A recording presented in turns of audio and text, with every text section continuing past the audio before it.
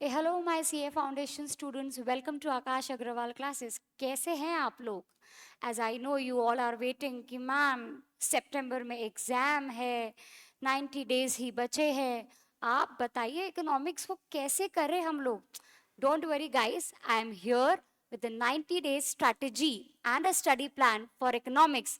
I will let you know how to crack and how to study economics in just 90 days with a full packed strategy plan. Let's crack it with this plan.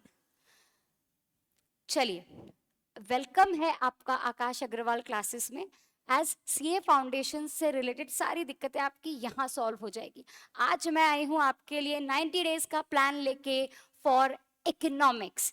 ऐसे और videos आपके सामने आते रहेंगे। आज हम बात करेंगे कि 90 डेज में मैम हमें इकोनॉमिक्स कैसे क्लियर आउट करना है।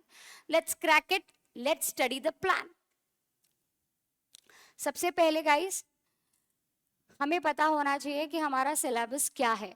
आपके माइंड में सबसे पहले सेट होना चाहिए कि हमारे सिलेबस का एबीसी एनालिसिस क्या है। एबीसी एनालिसिस का वीडियो भी है, वो भी आप चेकआउट कर सकते हैं। As if you can see कि मैंने यहाँ पे भी आपके लिए वापस से एक एबीसी एनालिसिस कर रखा है। आपके 10 चैप्टर्स हैं, उसमें से 4 चैप्टर आपके ए कैटेगरी के हैं। That is what chapter number 2, that is what chapter number 2, theory of demand and supply. Chapter number 4, price discrimination in different market. Chapter number 3, theory of production and cost. And chapter number 6, national income. ये आपके 4 A category वाले हैं। इसको आपको by hook and crook अच्छी तरीके से thoroughly पढ़ना है। इसमें आप कुछ भी मिस आउट नहीं कर सकते। फिर आपको चैप्टर कैटेगरी बी भी दिख ही रहा होगा, money market, public finance, international trade and Indian economy. ये आपके बी कैटेगरी वाले चैप्टर्स हैं। And apart from that chapter number 1 and 5 is your C category वाला चैप्टर्स। देखो, हम लोग आपको एबीसी एनालिसिस देते हैं सीक्वेंस के लिए कि आपको प्रायोरिटी बेसिस पे क्या रखना है। इसका मतलब ये कतई ही नहीं होता कि कोई भी चैप्टर अगर बी या सी कैटेगरी में तो आप उसको छोड़ के जाएंगे। नो, पढ़ना आपको सब है। This analysis is for priority sequence. ताकि देखो, अगर आप सब चीजें पढ़ के जाओगे तो at least there will be the possibility कि अगर बी और सी में से भी क्वेश्चंस आते हैं, at least you will be able to solve. You never know कि क्या पता, हो सकता है इजी क्वेश्चंस आ जाए। तो छोड़ना कुछ भी नहीं है, करना सब कुछ है। ठीक है, तो ये आपका ओवरव्यू है। यहाँ पे मैंने आप लोगों को एबीसी एनालिसिस भी दे दिया है। ठीक है, ये पता होने के बाद शुरुआत करते हैं कि भैया 90 दिन की स्ट्रेटेजी कैसे फॉलो होगी। चल, सबसे पहले बात करते हैं फर्स्ट 30 डेज की कि पहले 30 दिन में आपको क्या करना है। पहले 30 दिन में आपका चारों सब्जेक्ट का पूरा सिलेबस एक एक बार पढ़ के हो जाना चाहिए। एज इफ यहाँ हम बात कर रहे हैं इकोनॉमिक्स की, तो मैं ये बोलूंगी कि 30 दिन में आपको पूरा syllabus thoroughly word to word module से और जो भी रेफरेंस बुक आप लोग रेफर कर रहे हैं उससे आपको क्या करना है, पढ़ना है। ठीक है, क्या लिखा है, finish full syllabus once with the conceptual clarity. एक बार आपका सब कुछ पूरा पढ़ के हो जाना चाहिए, चाहे वो कैटेगरी ए चैप्टर हो, बी हो या सी हो। ये 30 दिन में आपको कुछ भी कम ज़्यादा पढ़ने की पॉसिबिलिटी नहीं रखनी कि ये पढ़ लिया, ये छोड़ दिया, अभी सिर्फ रिवाइज कर लिया, अभी सिर्फ इतना ही पढ़ते नहीं। यहाँ पे आपको पूरा पूरा वर्ड टू वर्ड, क्योंकि कोई भी सब्जेक्ट का एक बार पूरा पढ़ के होना ही चाहिए। खास करके इकोनॉमिक्स की जब हम बात कर रहे हैं तो एक बार आपको पूरी स्टडी उसकी करनी ही है वर्ड टू वर्ड। ठीक है, अब ये 30 दिन में जैसे मैंने आपको बताया कि आपको पूरा कवर अप करना है बच्चा लोग, तो उसके लिए मैंने आपको एक सीक्वेंस भी रिकमेंड किया है कि आपके जो 10 चैप्टर है आपको उसको इस सीक्वेंस में करना है कि पहले कौन से, फिर कौन सा, फिर कौन सा। आप दो दो करके भी कर सकते हैं, है ना, दो दो चैप्टर साथ में कर सकते हैं। या जैसे अगर आपने कोई नया चैप्टर शुरू किया है तो पुराने वाले को आप, जो आपका हो चुका है उसको आप रिवाइज कर सकते हैं। तो ऐसे करके आपको प्रॉपर क्या करना है, एक स्ट्रेटेजी बनानी है। कि जैसे सपोज की बात है, फॉर एग्जाम्पल आपने डिमांड 2 दिन में खत्म कर दिया। डिमांड आपने 2 दिन में क्या कर दिया, खत्म कर दिया। 2 दिन में डिमांड खत्म करने के बाद आपने सपोज सप्लाई शुरू किया या आपने प्रोडक्शन एंड कॉस्ट शुरू किया। तो ऐसा आप कर सकते हैं कि कोई अगर आपने नया टॉपिक शुरू किया तो पुराना भी आप रिवाइज करें। और साथ ही साथ जो भी चैप्टर आप कंप्लीट कर रहे हैं पढ़ के, उसके साथ साथ आपको उसका क्या सॉल्व करना है, MCQ, तभी तो ये समझ में आएगा कि आप कितने पानी में हो। सिर्फ पढ़ लेने से होगा क्या? नहीं, we have to testify our self, right?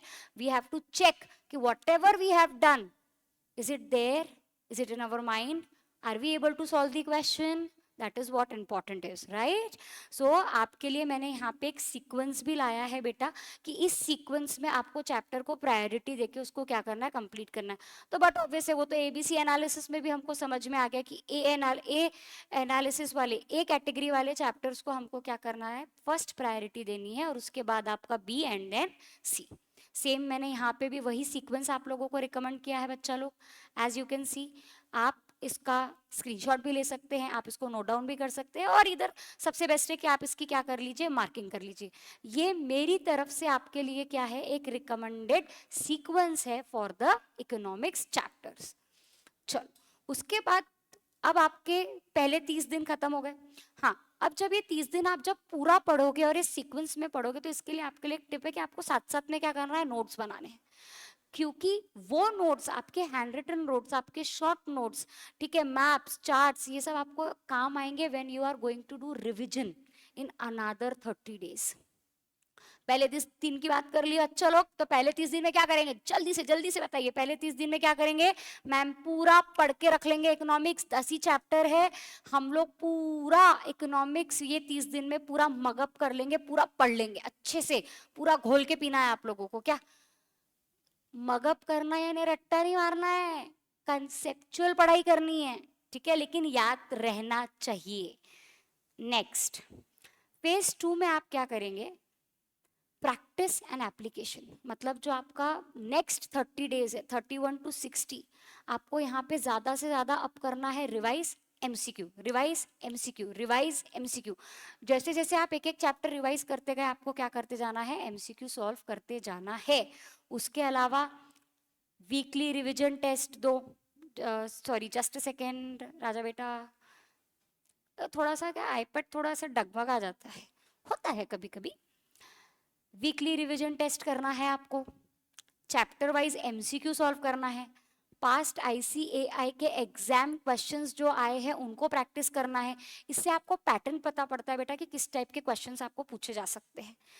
उसके अलावा टिप है, revise 1 old chapter plus 1 new topic daily. ठीक है, आपको देखो, जब एक बार आपका पूरा पढ़ के हो गया है, फर्स्ट 30 डेज में आपने अपने शॉर्ट नोट्स भी बना लिए, चार्ट्स भी बना लिए, मार्किंग भी कर ली, सब कुछ कर लिया। अब आपको क्या करना है, फोकस करना है प्रैक्टिस पे। जितनी ज़्यादा MCQ प्रैक्टिस, उतना ज़्यादा क्लैरिटी रहेगा एग्जाम में, टाइम बचेगा, कौन से क्वेश्चन का आंसर क्या है, कौन से कंफ्यूजिंग क्वेश्चंस है, कौन से क्वेश्चंस हमको ऐसा लग रहा है कि यार ये तो समझ में ही नहीं आ रहा था, अच्छा इसका आंसर ये है।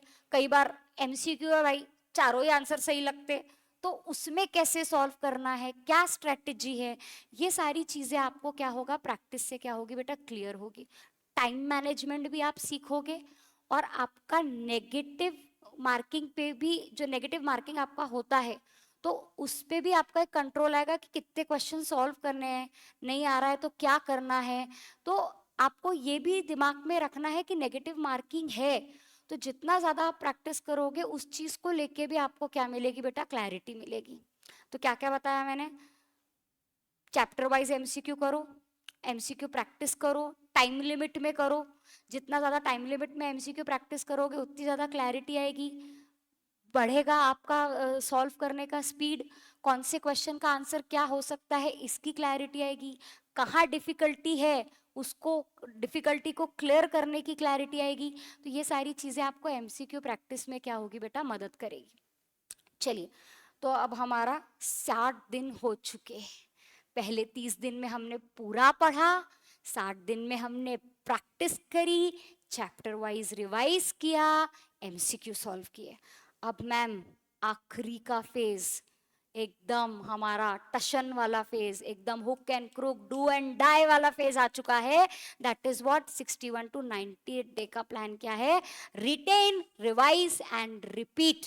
यानी आपको रिटेन करना है, याद रखना है, बार बार कंफ्यूज नहीं होना है, भूलना भी नहीं है, रिवाइज करते रहना है और रिपीटेटिव रहना है। ठीक है, चलो क्या लिखा है, revision test and practice, revision, test and practice, retain, revise, repeat, ये 3 आर आपको बिल्कुल दिमाग में बैठा लेने हैं, ठीक है। क्या एक्शन है हमारा? 3 फुल सिलेबस रिवीजन, मतलब 3 बार आपका पूरे सिलेबस का रिवीजन हो जाना चाहिए। रिवाइज कर रहे हो ना बेटा, 10-10 दिन का प्लान बनाओ, ब्रेकआउट करो। आपको मैंने जो भी 30-30 डेज के प्लान किए हैं उसमें आपको प्रॉपरली चैप्टर्स को ब्रेकआउट करने, ठीक है। और एक बार जब आप 30 दिन में पूरा कर ही चुके हो, सेकेंड टाइम में आप चैप्टर वाइज रिवाइज करके एमसीक्यू कर ही चुके हो, तो लास्ट के आखिरी दिन में आप 3 रिवीजन तो 10-10 दिन के प्लान कर ही सकते हो, ठीक है। मॉक टेस्ट देने हैं, हर चैप्टर का 1 पेज चैप्टर नोट बनाना है। ये तो आप तभी कर लेना जब आप वो 30 दिन प्रिपेयर करोगे ना, पूरा फुल सिलेबस जब आप पढ़ोगे तभी आप नोट्स बना के रख लेना, ताकि इस टाइम पे आपको वो वाले नोट्स क्या हो, हेल्प करें, ठीक है। Summaries and all, focus on weak topics and the most important time management. बेटा इतने सारे एमसीक्यू आएंगे, पैनिक, प्रेशर, एग्जाम का प्रेशर, ये सारी चीजें रहेगी, तो बेटा आप लोगों को क्या करना है, प्रेशर को क्या करना है, कंट्रोल में रखना है, टाइम मैनेजमेंट आना चाहिए। क्योंकि कई बार ये होगा कि आप किसी एमसीक्यू पे बहुत ज़्यादा टाइम लगा रहे हैं और आपका वो एमसीक्यू, उसके कारण आपके आगे के एमसीक्यू क्या होंगे, इम्पैक्ट होंगे। तो एक ही एमसीक्यू पे बहुत ज़्यादा टाइम लगाना आगे के एमसीक्यू के ऊपर इम्पैक्ट करेगा। तो आपको प्रॉपर टाइम मैनेजमेंट आना चाहिए कि इतनी देर में मेरा इतना होना चाहिए, इतनी देर में मेरे इतने क्वेश्चन सॉल्व हो जाने चाहिए। और ये जो आपका टाइम मैनेजमेंट है ये आपको आएगा मैक्सिमम एमसीक्यू प्रैक्टिस से। जितनी ज़्यादा एमसीक्यू प्रैक्टिस करोगे ना बेटा, उतना आपके लिए क्या रहेगा, हेल्पफुल रहेगा, क्योंकि आपको हैबिट हो जाएगी कि कैसे करना है। और इतने ज़्यादा एमसीक्यू सॉल्व करने के बाद आपको पता ही रहेगा ना, क्लैरिटी रहेगी कि किसका आंसर क्या है, इसको कैसे सॉल्व करते हैं, है ना। एंड लास्ट में फ्रॉम माय साइड, अगर आपको आपका स्कोर 60+ 70+ लाना है तो ये चीज़ें ध्यान में रखनी है। Highlight keywords in theoretical questions, theoretical questions में आपको जो कीवर्ड्स के ऊपर क्वेश्चन आते हैं वो मार्क करने हैं। Practice graphs, make colour code notes, focus more on application based MCQs. और एप्लीकेशन बेस्ड एमसीक्यूज के लिए क्या, किसकी क्लैरिटी होना चाहिए, कंसेप्ट्स की क्लैरिटी होना चाहिए। देखो इकोनॉमिक्स टोटली थ्योरी कभी भी नहीं था, इट इज रियल लाइफ को, आप रियल लाइफ से आप इकोनॉमिक्स को कभी भी कनेक्ट कर सकते हो, and it is all conceptual based study. Concept clarity बहुत जरूरी, ठीक है। तो एक बार एक शॉर्ट क्विक रिकैप मेरी सारी बातों का, उसके बाद हम इस चीज को विराम देंगे और हमारे साथ बने रहिए ऐसे आगे और वीडियोस के लिए जो कि आपको हेल्प करेगा आपके सीए फाउंडेशन एग्जाम्स के लिए, राइट। तो इसके लिए तो आपको शायद चैनल को सब्सक्राइब, लाइक और भी लोगों को इसमें इन्वॉल्व करने के लिए क्या करना पड़ेगा बच्चा लोग, शेयर करना पड़ेगा, ताकि आपके साथ साथ बाकी लोगों को भी इस चीज का नॉलेज प्रदान हो, राइट। ठीक है, तो एक बार रिकैप जल्दी से, 90 डेज का full on strategy by Prachi ma'am, as कि सबसे पहले आपको 30 दिन में पूरा पूरा पूरा पूरा पढ़ना है। उसके बाद सेकेंड फेज में 31 to 60 डेज में आपको क्या करना है, practice practice and practice with time management and chapter wise MCQ. Last phase में रिटेन, रिवाइज, रिपीट, ठीक है। 3 बार पूरे सिलेबस की पढ़ाई होना चाहिए, मॉक टेस्ट सॉल्व करने हैं, रिवीजन करना है, ठीक है। शॉर्ट में नोट्स बने हुए होने चाहिए। इसी के साथ मैं अपनी बात को क्या दूंगी, विराम।